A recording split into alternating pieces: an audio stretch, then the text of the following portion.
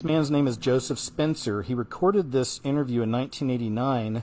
He was dying, and he actually died the following year in 1990. It's the only time he's ever talked about this on camera. It's about 14 minutes long, and I'll just show you a few clips. But he's ex-CIA, and more importantly, he claims to be ex-Men in Black. And just check out what he's saying here. This transition in my life happened in 1970. The senior black project director was William T. Latham, who had worked under CIA Executive Director Richard Schlesinger. Latham stated that I was the perfect candidate for my new position. I was a foster child, and I had no connections to existing relatives. I had no friends or social life. It was easy for them to erase my past and provide me with a new identity. I gave myself to them as a priest would to his God. But first, my mind had to be erased. I was injected with various forms of mind-altering drugs, LSD, heroin, mescaline, morphine, sodium pentothal, and more. Drug-induced hypnosis followed with antegrade and retrograde amnesia. The goal was to program me to do two things: kill and forget. After 9 months of programming, I had become a man in black. What I later discovered was that not all the men in black were human. About a third were alien hybrids. Their distinctive feature was the absence of whites in their eyes, giving the impression of empty eye sockets. This unsettled me, and it took months to adjust to the reality of alien integration. My assignments largely dealt with UFO sightings and crash sites.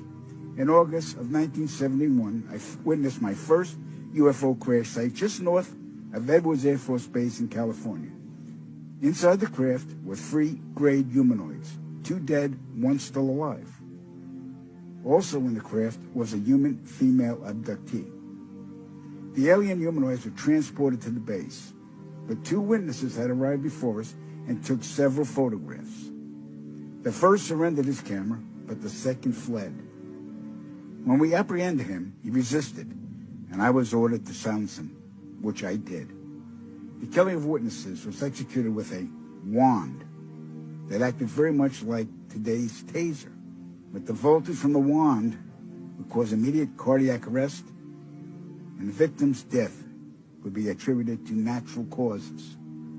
We silenced countless victims, not only men, but women of all ages and even teenagers. The following day, after each kill, our memories were reset, so we would have no recollection of the murders.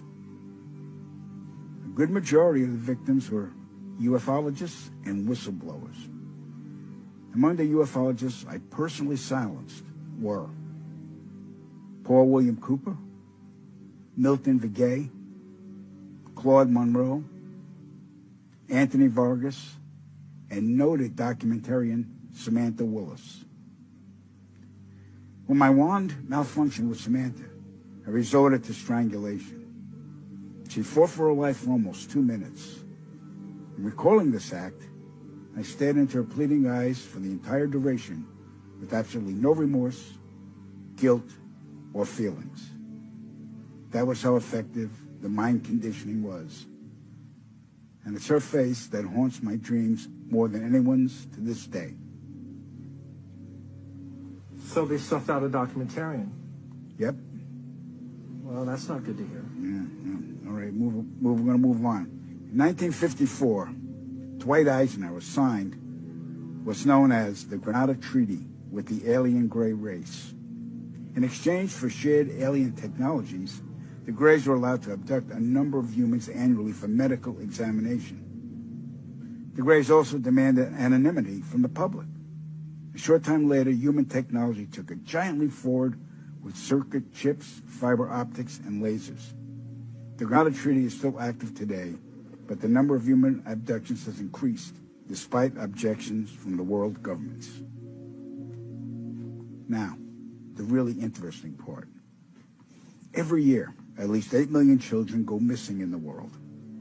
I can attest that 1/3 of them are abducted by government operatives and transported to any one of the 1,477 underground military installations on the planet, then imprisoned for the remainder of their lives.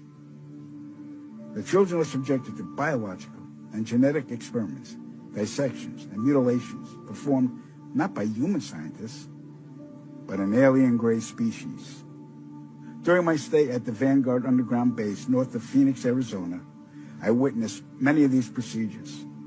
Because there was no form of anesthesia administered to the young patients, the halls reverberated with the screams of tortured children from morning to night. The ones that perished were incinerated in the installation's crematoriums. My point of contact at this base was Lieutenant Colonel Charles T. Leninger, and he was a human-alien hybrid. And get ready for this. In 1994, the World Population Summit in Cairo, Egypt, had 160 nations participate, where they all agreed that the human population was out of control and must be stopped because the world is running out of resources. An agreement was formed that would mandate the reduction of humans from 6 billion to 800 million by the year 2030. This meant finding a method or methods to wipe out nearly 95% of the population. Solutions were discovered, investigated, tested, then created, and have been in full force since. The procedures have been inflicted onto the human race are as follows. 1. Toxic levels of chemically enhanced fluoride have been secretly added to our drinking water over the last 20 years in every city and community on the planet.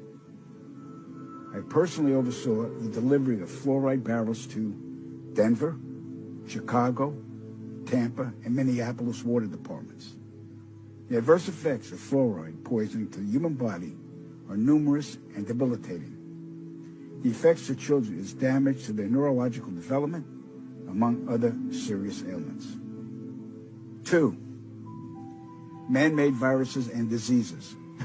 The AIDS virus, which was a designer byproduct of the American Disease Institute, was distributed through vaccines to the public in 1980. Instituted as a preliminary population control tactic, the results were successful and led to more lab-produced viruses that have since been unleashed onto the public. Among those is the development of a mutated version of the common flu to replicate the 1918 influenza pandemic that killed 40 million people. The first strain of this new flu virus will be released to the public in late 2017. So if we see a flu outbreak in the late 2017 or early 2018 that's killing people, we'll know this is true. All right. 3, killing us from the air with neurotoxins, barium chloride, cancer microbes, and viruses by way of chemtrails, released into the skies daily over all inhabited regions by military aircrafts. The effects of these toxins are severe and over time lethal, causing respiratory ailments, cancer, damage to the immune systems, and sterilization in men. Since the chemtrail plan was implemented, sperm count in men has dropped nearly 50%. If this isn't reversed soon, the human race will face early extinction.